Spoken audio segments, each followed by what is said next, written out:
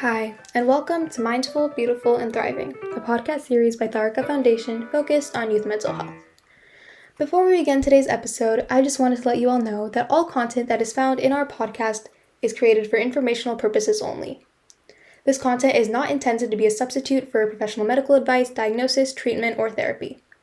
Always seek the advice of your physician or other qualified health provider with any questions you may have regarding a medical condition, and never disregard professional medical advice or delay in seeking it because of something you have heard in this podcast.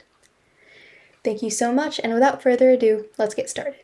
Welcome to Mindful, Beautiful, and Thriving, a podcast series by Taarikas Foundation focused on youth mental health. This is our last episode of this series on stereotypes. I'm one of your co-hosts, Aria. And I'm your other co-host, Emily. And this week, we'll talk about stereotypes in the workplace, as well as what we can do to combat stereotypes in our everyday lives. Make sure to check out the last 2 episodes we did in this series covering stereotypes in school, as well as stereotypes in teens. Jumping right in, many adults can face stereotypes in the work environment and other public spaces as well. For example, in the workplace, there are many cases where there was not fair disciplining. Either the higher up in charge of the situation disciplined one employee harsher than another employee who is in the same situation, or one employee was disciplined for something a different employee committed, all because of a stereotype or bias the boss had. This could be about race, religion, gender, sexual orientation, etc. In another situation, often if there is a male employee who is lower ranking to a female employee, many people subconsciously think that the female employee is the lower rank because of gender stereotypes. This information has come from multiple surveys that have been sent out to people. There's also a wide-held stereotype that usually in a family situation, the man goes to work while the woman stays at home, which comes from century-old societal values about heterosexual families, etc. Another stereotype shown in the workplace based on race is shown by many cases where an employer placed people in higher positions based on race.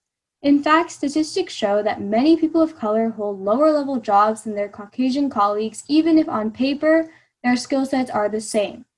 What are some other places that discrimination can happen, Emily? Well, another place is in job interviews. Many times, job interviewers will look at contenders for the job through a stereotype, maybe without even knowing it. These unconscious biases can lead to actions being taken that actively discriminate against certain groups of people applying for a job, not even related to actual work ethic and life skills. Another major place where stereotypes are seen is in our government. If we take a look at the U.S. government today, major positions are filled mostly with white men who aren't part of any other minorities. Currently, women in the U.S. Congress only occupy 26.5% of the seats on average in the House of Representatives and the Senate. And out of the 535 people in Congress, only 114 people, or 1 out of 5, are people of color. Unfortunately, this is caused by the fact that the majority of voters don't feel underrepresented, and because of stereotypes on gender and race, they vote for white officials rather than officials of color and men rather than women. So, overall, what can we do about this? Well, first of all, I know it's cliche, but we need to be aware and be informed. There are many, many more stereotypes in the world than the ones that we have just discussed, and there are many, many more situations than the ones we have experienced and witnessed and talked about in our previous episodes. A lot of times, seeing these things happen in real time is a lot harder than looking back on them because of the heat of the moment and sometimes even peer pressure. In the cases that we have mentioned, many people are unaware that these types of things are going on or why they happen. You should always try to educate yourself on current events in order to keep an eye out. If you see any cases of prejudicial bullying in any environment, you cannot be a bystander. If it's a case of verbal bullying, I suggest that you use information and facts, things like that, to shut the bully down. Once they realize they are factually wrong, it tends to make them less arrogant and more likely to walk away. And if the situation has unfortunately escalated to physical violence, show your humanity and call the authorities. Don't walk completely away, but don't get physically involved or hurt yourself either. Now, looking at the other side of things, it's also important to remember that sometimes we can use stereotypes ourselves without even knowing it. So recognizing that and changing your behavior if you catch yourself using them is the best way to grow and learn. This also means that if somebody else calls you out for using a stereotype, don't get defensive and try to prove yourself. Just own up to it, apologize, and move on. Okay, so from these 3 episodes, what have we learned? If this is the only thing you take away from this podcast, listen carefully. Make sure to be nice, be respectful, and overall, don't be a jerk to anybody.